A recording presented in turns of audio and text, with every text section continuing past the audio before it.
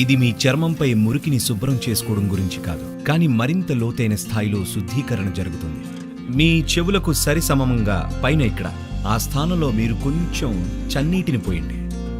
ఒక్కసారి మీ కణజాల నిర్మాణం శక్తితో నిండితే కనుక అది ఎంతో కాలం పాటు యవ్వనంతో ఉంటుంది.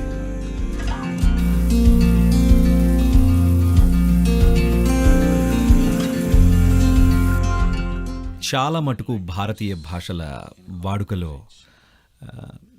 హఠ అనే పదానికి మొండిగా ఉండడం అనే అర్థం వస్తుంది. మీకు ఉండాల్సిన ఒక గుణం ఇది. మీ శరీరం చాలు, నేనింక అలసిపోయాను అని చెప్తుంది, కానీ మీరు మొండిగా ఉన్నారు. ఇది హఠయోగా. మీ మనసు ఇక వదిలేస్తాను, ఇంక నా వల్ల కాదు అని చెప్తుంది. Your mind says, I give up. I can't do this anymore. కానీ మీరు మొండివాళ్ళు, మీరు అలాగే కొనసాగిస్తారు. కాబట్టి హఠయోగా అంటే మీ జీవితంలో అవరోధంగా మారని ఒక శరీరాన్ని మీరు సృష్టించుకోవడం. అది ఒక సోపానంగా మారుతుంది, కానీ అడ్డంకి కాదు. మనం మన పరమోన్నత సంభావ్యతలోకి వికసించే క్రమంలో అది ఒక అవరోధం కాదు.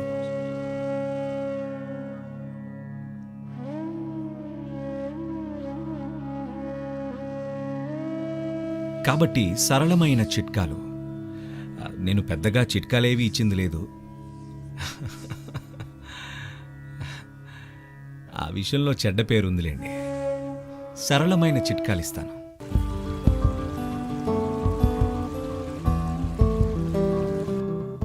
యోగ సంస్కృతిలో షవర్ అనేది ఉండదు.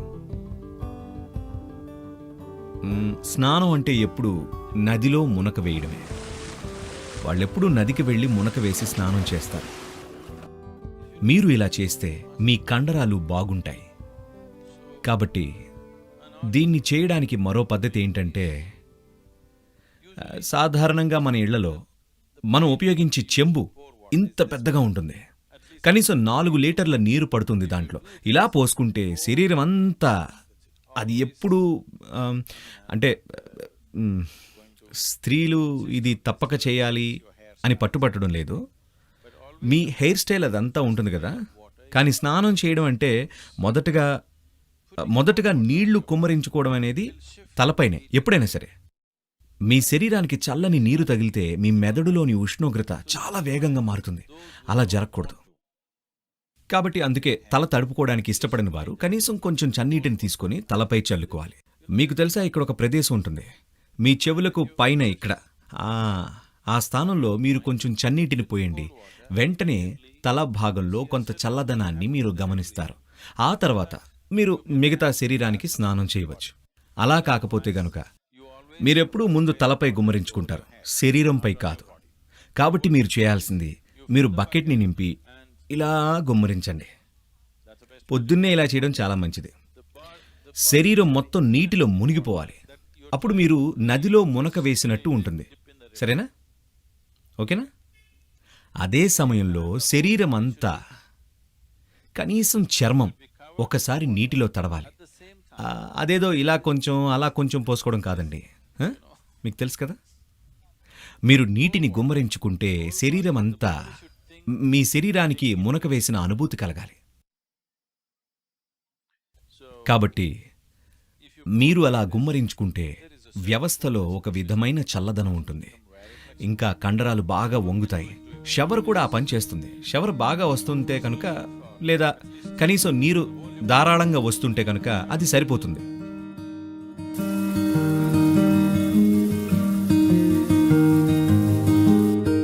ఎప్పుడు కూడా గది ఉష్ణోగ్రత కంటే చల్లగా ఉన్న నీటిని వాడడం చాలా ఉత్తమం. నిర్దిష్టమైన ప్రమాణంలో నీరు మీపై ప్రవహించేలా చేయడం, లేదా గది ఉష్ణోగ్రత కంటే తక్కువ ఉన్న నీటిలో మునకలు వేయడం చేయాలి.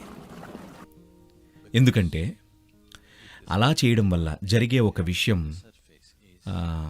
ఉపరితలంపై ఉండే ఎపిథీలియల్ సెల్స్ ముడుచుకుంటాయి. అలా జరిగినప్పుడు వాటి రంధ్రాలన్నీ తెరుచుకుంటాయి. కణాల మధ్య ఉండే ఖాళీలు తెరుచుకుంటాయి. కణాలకి ప్రత్యేకంగా రంధ్రాలుంటాయి. వాటిని తెరిచే ప్రయత్నం చేయకూడదు. మీరు వేడి నీటి స్నానం చేస్తే అవి తెరుచుకుంటాయి. వేడి నీటి తొట్టిలో మీరు మునిగినప్పుడు ఆ కణాలు తెరుచుకొని నీటిని తీసుకుంటాయి. ఎప్పుడూ అలా చేయడం మంచిది కాదు. మీరు శరీరాన్ని చన్నీటిలో ఉంచితే కణాలు ముడుచుకుంటాయి. వాటి మధ్య ఖాళీలు తెరుచుకుంటాయి. యోగ సాధన చేసేందుకు అదే ముఖ్యం. ఎందుకంటే శరీరంలోని సెల్యులార్ స్ట్రక్చర్ వేరొక శక్తి పార్శ్వంతో నిండేలాగా చూస్తున్నాం. కణాలు సంకోచించి వాటి మధ్య ఖాళీ ప్రదేశం ఏర్పడినప్పుడు మీరు యోగ సాధన చేయడం ద్వారా మీ శరీరంలో సెల్యులర్ స్ట్రక్చర్ శక్తివంతమవుతుంది. ఒక వ్యక్తి మరొక వ్యక్తి కంటే మరింత సజీవత్వంతో ఉండడానికి ప్రధాన కారణం ఇదే. అలాగే ఒకసారి మీ కణజాల నిర్మాణం శక్తితో నిండినప్పుడు అది సుదీర్ఘకాలం పాటు యవ్వనంతో ఉంటుంది.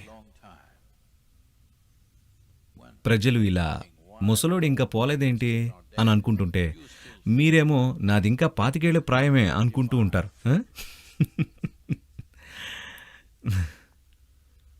హఠయోగా మీ చుట్టూ ఉన్న వాళ్ళకి విసుగు తెప్పించే మార్గం కూడా.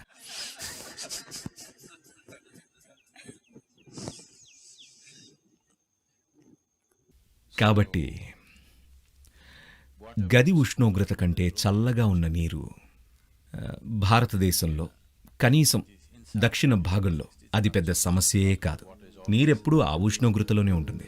తగిన ప్రదేశం ఇది. కానీ మీరు చల్లగా ఉండే దేశాల్లో ఉన్నట్లయితే నీరు మరీ చల్లగా ఉండొచ్చు. అది మాత్రం మంచిది కాదు. నీరు ఎలా ఉండాలంటే గది ఉష్ణోగ్రతకు 5 నుండి 8 డిగ్రీల సెంటీగ్రేడ్ తక్కువ ఉండాలి. అంతకు మించి ఉండకూడదు.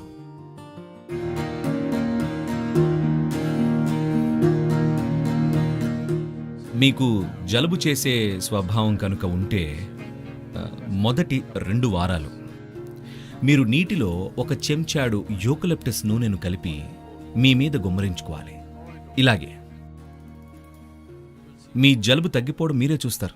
యూకలిప్టస్ నూనె వల్ల కాదు, చన్నీటి వల్ల.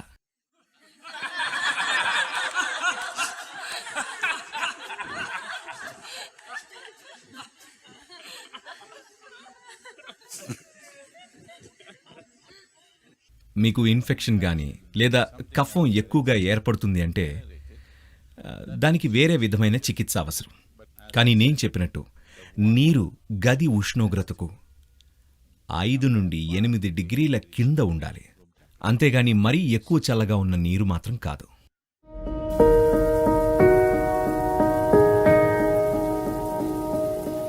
ఏ విధమైన వ్యవహారం కానీ, ఏ విధమైన కలయిక లాంటిది జరిగినా సరే, ఏదైనా మీరు జనంతో రద్దీగా ఉన్న చోట ఎక్కువసేపు ఉంటే ఇంటికి వెళ్ళినప్పుడు మొదటి చేయాల్సింది స్నానం.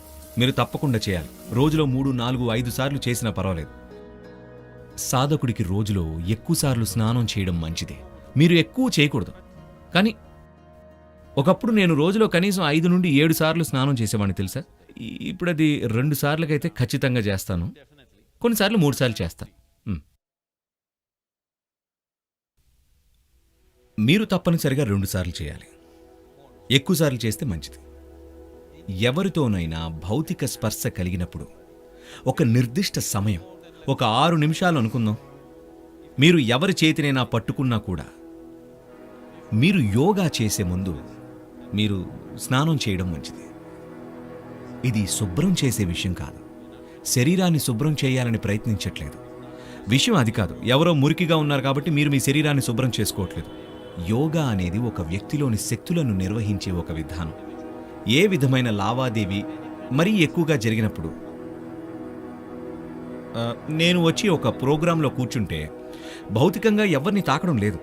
నేను ఒక ప్రోగ్రాంలో 2-3 గంటల పాటు కూర్చుంటే మొట్టమొదటి చేసేది స్నానం.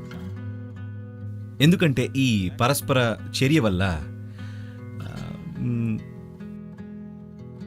మీ శక్తిలోని సమగ్రత కొంత వదులవుతుందన్నమాట. కాబట్టి ఏ సమయంలో అయినా మీరు ఇంటికి వెళ్ళినప్పుడు మొదట స్నానం చేయాలి. స్నానం అంటే సబ్బు, షాంపూ అది ఇది అన్నీ వేసేసుకోవడం కాదు. ఒక బకెట్ నిండా నీరు ఇలా కుమ్మరించుకుంటే చాలు. అలా నీళ్లు కుమ్మరించుకోవడం వల్ల శుద్ధి జరుగుతుంది.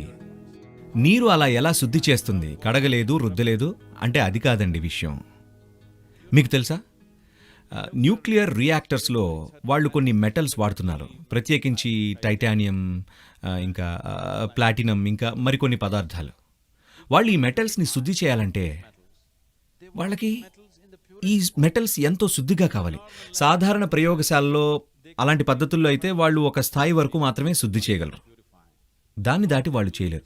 అందుకే వాళ్ళు ఏం చేస్తారంటే, మీరు ఈ మెటల్తో ఒక రాడ్ తయారు చేసి అదే మెటల్తో ఒక రింగ్ తయారు చేస్తారు. కేవలం పైకి కిందకి దాన్ని తాకుతూ కదుపుతూ ఉంటారు. ఇలా చేయడం వల్ల మెటల్ శుద్ధి అవుతుంది. కాబట్టి మీ శరీరంలో 72% నీరు ఉంది. మీరు దీనిపై నీళ్లు గుమ్మరించుకున్నప్పుడు ఒక రకమైన శుద్ధి జరుగుతుంది. మీ చర్మంపై మురికిని శుభ్రం చేసుకోవడం కాదు, అది ఎలాగో అవుతుందిలేండి, అది వేరే విషయం. కానీ లోపలి స్థాయిలో ఒక విధమైన శుద్ధీకరణ జరుగుతుంది. కేవలం నీరు మీపై ప్రవహించేలా చేస్తే చాలు. మీరు చూసారా, ఎప్పుడైనా మీరు బాగా ఆందోళనగా ఉన్నప్పుడు షవర్ కిందకి వెళ్ళి నిలబడినప్పుడు మీకు అక్కడి నుండి రావాలి అనిపించదు. మరికొంత సమయం అక్కడే ఉంటే బాగుండు అనిపిస్తుంది. ఆ 3 లేదా 5 నిమిషాల స్నానం వల్ల మీ జీవితంలో ఏ సమస్య పరిష్కారం కాలేదు, కానీ మీరు బయటికి వస్తే హాయిగా అనిపిస్తుంది. అప్పుడే పుట్టిన అనుభూతి కలుగుతుంది. మీరు ఇది గమనించి ఉంటారు కదా. మీరు సమస్య నుండి విముక్తి కలిగింది అనుకుంటారు. ఎందుకంటే జరిగింది ఏంటంటే, ఇందులో 3/2 వంతులు ఉన్నది నీరే. కేవలం దీనిపై నీరు అలా ప్రవహిస్తే కొన్ని విషయాలు మారతాయి.